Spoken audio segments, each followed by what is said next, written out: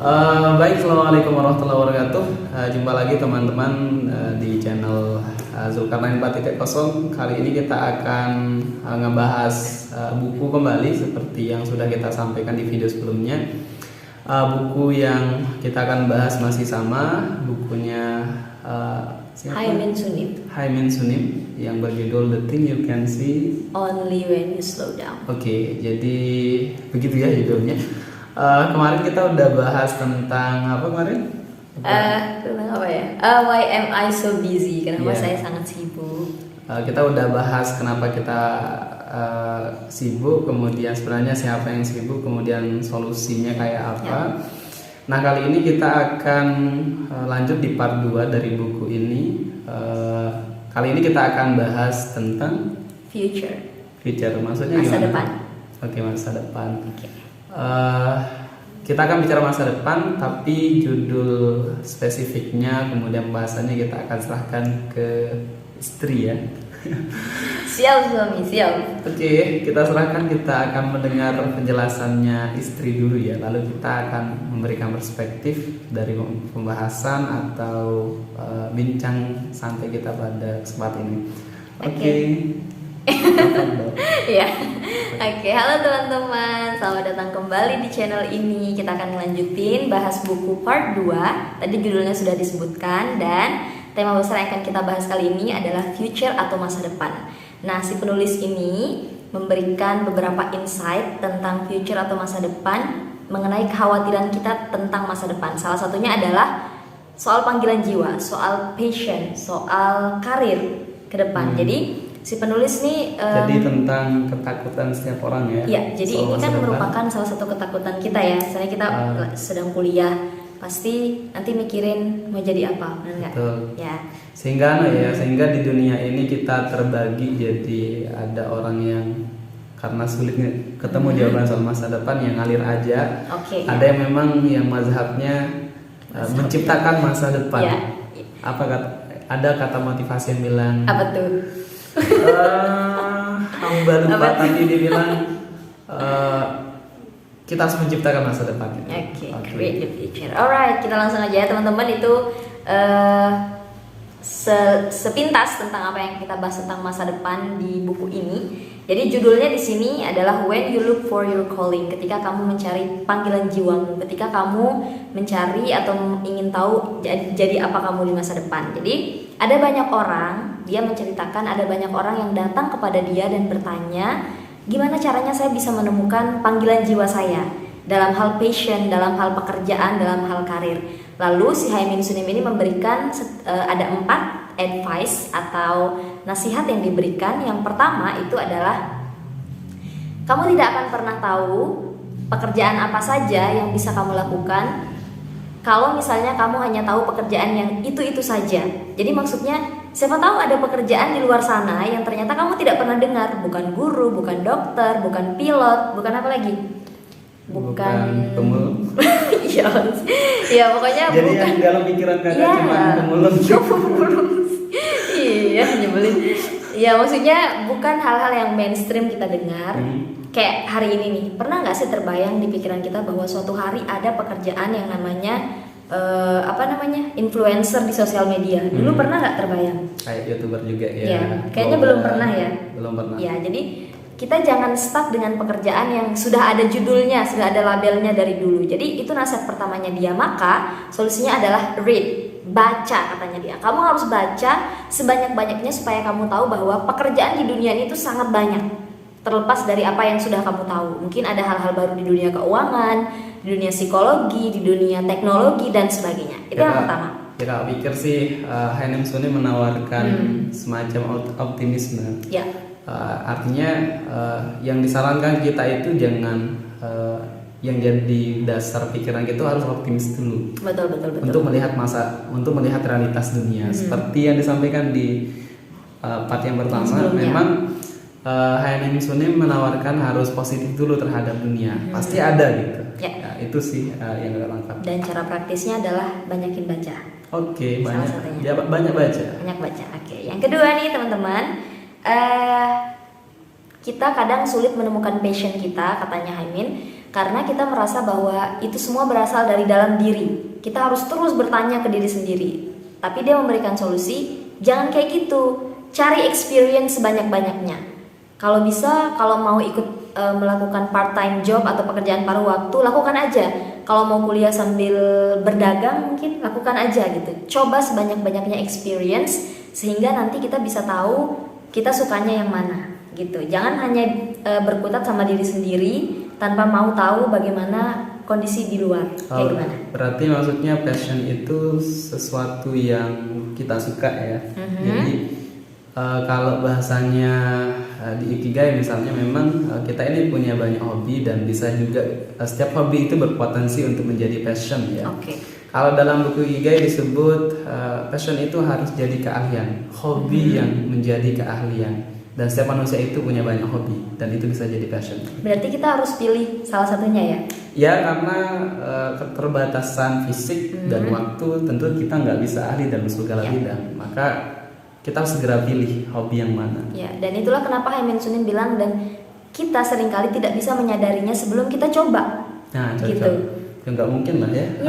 Harus dicoba. Jadi cari experience sebanyak-banyaknya, terutama tadi pada hobi-hobi kita yang banyak itu. Coba aja satu-satu. Iya, kayak sebenarnya misalnya pekerjaan hobi game ya, dulu nggak pernah terbayang akan menjadi sebuah pekerjaan hari ini. Dan hari ini e-sport misalnya itu dibayar pemainnya, kayak sepak bola yang orang menjual pemain, kemudian hari ini juga orang membeli pemain di e-sport misalnya di Alter Ego namanya, kelompok yang di Mobile Legends dan sebagainya. Dan hari ini jadi sebuah pekerjaan.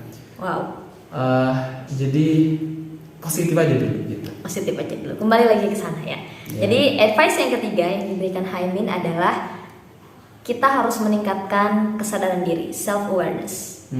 Dia bilang gimana caranya kita bisa menemukan passion atau panggilan jiwa kalau kita tidak tahu apa yang kita suka, apa yang tidak kita suka, lingkungan kerja seperti apa yang membuat kita nyaman, membuat kita bersemangat. Jadi semakin kita mempunyai kesadaran terhadap diri sendiri, akan semakin dekat kita bertemu dengan passion, katanya seperti itu. Gimana? Dan saya pikir kalau soal masa depan teman-teman, jadi kita akan tidak jauh, masa depan kita itu tidak jauh dari apa yang kita lakukan hari ini.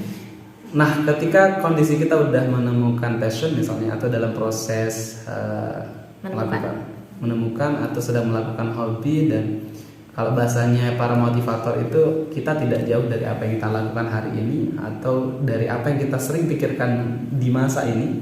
Dan begitulah kita juga di masa depan. Bahkan ada yang bilang Anda itu adalah buku yang Anda baca kayak gitu. Dan lebih seperti itu. Sehingga apa yang kita lakukan hari ini tidak akan jauh dengan realitas kita di masa depan. Sehingga yang terpenting adalah apa yang bisa kita lakukan hari ini, dan itu menentukan masa depan kita. Mungkin sama dengan kita kita menciptakan masa depan kita dengan apa yang kita lakukan hari ini. Ya berarti memang Haimin Sunim itu dia mazhabnya create masa depan. Jadi kita harus proaktif dan positif dari sejak sekarang. Gitu. Sip. Yang keempat, ini yang keempat ya teman-teman. Yang keempat dan terakhir dari nasihat Haimin Sunim ini adalah jangan pilih karirmu atau pekerjaanmu itu berdasarkan apa yang dipilih oleh orang lain. Dia bilang, the truth is that other people do not really think about you. Dia bilang, sebenarnya nih kenyataannya orang lain tuh tidak seperduli itu dengan kamu, katanya. Jadi supaya kita tidak memilih karir atau pekerjaan kita berdasarkan apa yang orang lain bilang bagus, apa yang orang lain bilang menjanjikan. Jadi dia lebih menyarankan, kalau kamu merasa kamu enjoy itu, coba aja. Walaupun nanti tidak sesuai ekspektasimu, tapi itu jauh lebih baik daripada kamu mendengarkan kata orang lalu memilih pekerjaan hanya dengan komentar orang aja. Gimana? Yang ingin disampaikan oleh Haimin Sunim saya pikir adalah keputusan kita harus murni dari dalam diri ya. Tentu bukan dalam arti tidak boleh mendengar kata orang, tetap kita perlu mendengar kata orang, baik itu positif atau kritik dan sebagainya, tetapi itu harus menjadi konstruk berpikir kita dalam memutuskan decision atau sebuah keputusan, sehingga apa yang kita lakukan itu adalah murni dari dalam diri kita, bukan karena orang gitu. Karena kalau itu dari orang mungkin kita bisa mudah ya berubah ketika menjalani sesuatu. Karena orang lain bilang setelah kita jalanin, orang lain bilang yang lain, lalu kita berubah. Sehingga Haenim Sunim menawarkan harus murni dalam diri. Dengarkan orang, tetapi jangan karena orang kemudian kita memutuskan hal tersebut. Tapi bukan berarti kita tidak menerima saran ya. Beda Tentu lagi. harus menerima saran dan kita harus terbuka dan bahkan harus siap dengan kritik dan saran tentunya yang paling penting. Tapi the last decision itu adalah pada diri kita sendiri. Pada diri kita sendiri. Oke, cakep. Nah, ini ada satu quote nih sebelum nanti ditanggapi lagi. Satu quote yang ingin saya bacakan dari Haenim Sunim yang mungkin relate sekali dengan apa yang dia bahas ini. Dia bilang, the college you graduate from is not that important. The life you have chosen to live after college is. Jadi dia bilang universitas atau sekolah tempat kamu lulus itu adalah bukan hal yang penting, tapi kehidupan yang kamu pilih setelah kamu lulus adalah yang penting gitu. Jadi yang penting bukan di mana kamu lulus, bukan itu, tapi yang penting adalah hidup seperti apa yang kamu pilih setelah kamu lulus. Dan ya, setiap pilihan itu punya jalannya tersendiri lah. Artinya setelah Haenim Sunim mengatakan kampus tidak terlalu menentukan, ketika kita kayak semacam misalnya ada kata motivasi yang mengatakan di mana ada kemauan di situ ada jalan. Jadi setelah kita memilih suatu jalan, jalannya udah ada gitu. Apapun pilihan kita, jalannya sudah ada di dunia ini. Jadi jangan khawatir dengan apa yang akan kita hadapi di masa depan. Jadi setiap pilihan itu sudah dibenarkan dengan jalan-jalannya. Itu sih menurut hamba ya istriku. Ya. Ada lagi nggak? Masih ada? Nggak ada. Oke, jadi intinya Haenim Sunim ini berusaha untuk membantu kita keluar dari ketakutan-ketakutan kita akan masa depan ya. Iya, itu intinya.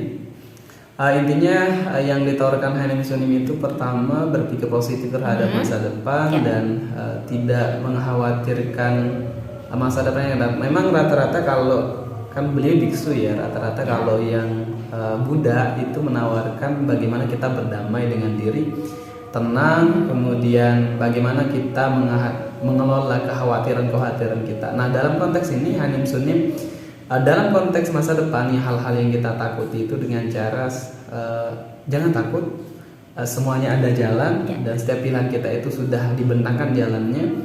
Kemudian setiap pilihan kita itu harus murni dari kita. Itu menunjukkan bahwa kita siap dengan segala konsekuensinya. Itu sih menurut hamba. Luar biasa. Sekali lagi ya. Udah ya. Udah. Jadi buku ini sudah bukan habis ya, tapi sudah selesai untuk kita bahas di di video bahas buku ya. Mungkin next buku yang lain. Ya, kita akan tetap bahas buku teman-teman, tapi dengan buku yang lain. Untuk bukunya Haenim Sunim, The Thing You Can See Only When You Slow Down, mungkin hanya 2 kali. Kalau teman-teman ingin baca silakan aja. Ini dicari bukunya ya. Jadi ya kita kasih. Nanti kita akan tetap bahas buku, baik tentang pengembangan diri, tentang macam-macam lah. Teman-teman bisa request juga mungkin ya. Ya, bisa request. Kita juga bisa bahas Islamic Studies. Ya bukan saya. Oke, maybe that's all ya. That's all ya, right. Silakan mungkin di istri menutup dulu. Oke, terima kasih teman-teman sudah menonton video ini. Mudah-mudahan bermanfaat tentunya untuk kami ini dan untuk teman-teman juga. Kalau suka silakan di like, di share juga kalau bermanfaat, dan yang belum subscribe please subscribe channel ini, tidak bayar ya. Oke. Terima kasih teman-teman, sampai jumpa. Assalamualaikum warahmatullahi wabarakatuh.